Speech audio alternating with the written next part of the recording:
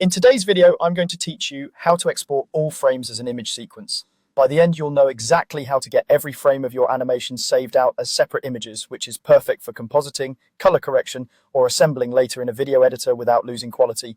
First, open the render menu and head to Output Settings. This is where the software decides what comes out of your render, the file type, where it's saved, and which frames to include. Think of it as the control room for your final output. If you don't set this up carefully, you might overwrite files or render to the wrong place, so it's worth a quick check before you start. Next, choose an image format such as PNG or TIFF. Both are excellent lossless options. PNG is a great all-around choice, especially if you need transparency, since it supports an alpha channel.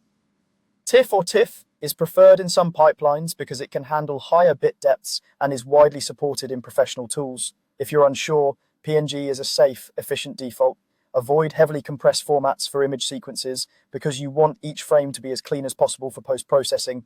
Now set the output folder and the frame range. Pick a clear, dedicated folder so your frames don't mix with other files.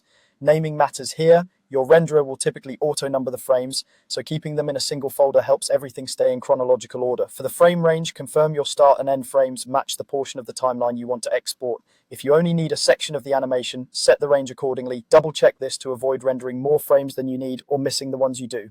When everything looks right, go back to the render menu and choose Render to export all frames. The software will process each frame in sequence and save them to your chosen folder. You should see a progress indicator as it works through the range. Longer scenes with heavy effects may take time, so let it complete without interrupting. Once it finishes, open the output folder and you'll find your frames neatly numbered, ready for compositing or assembly in an editor. Most video tools can import an image sequence by selecting the first file and enabling sequence import. That's it. You've set the output, picked the right format, defined the folder and frame range, and rendered the entire animation as an image sequence.